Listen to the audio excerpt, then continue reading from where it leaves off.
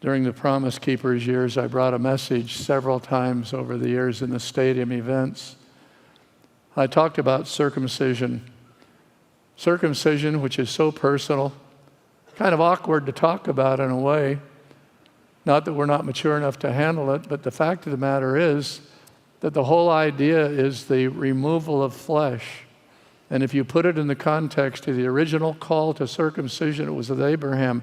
Are you aware that it had nothing to do physiologically? It had to do with a man making a covenant with God by surrendering the most private part of his body to a surgery God called him to.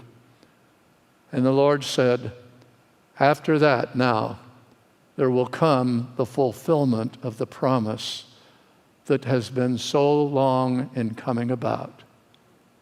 And that promise was of a child through whom there would eventually come the Savior that we serve and the life that we know.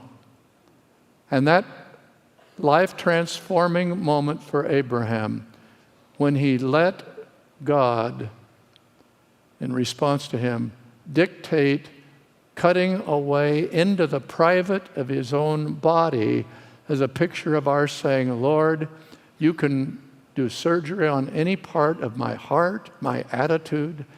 I refuse to be protective. I don't want this to seem humorous when I do this. It's not as though Abraham might have said, as the Lord said, that circumcision would be the seal of the covenant, the sign of his trust in God at that stage of surrender of his life. I'm not being facetious, or it's not as though Abraham was going, oh, no.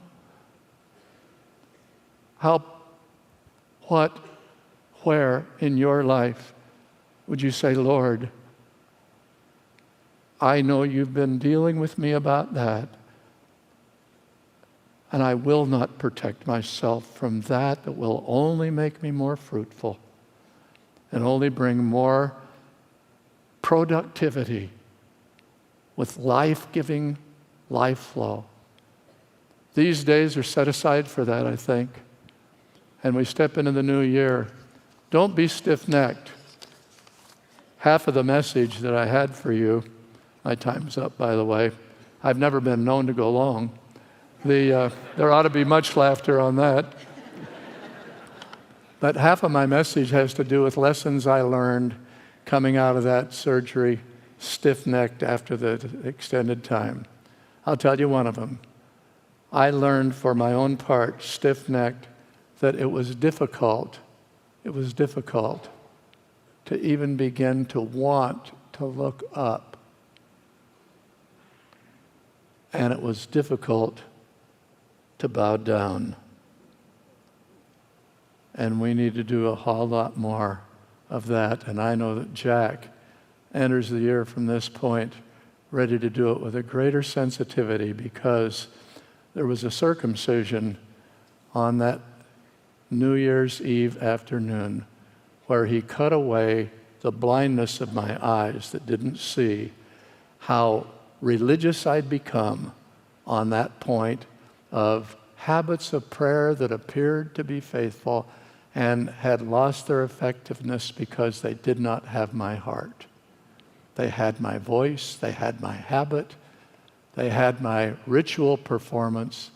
I want to be alive and all he wants me to be now.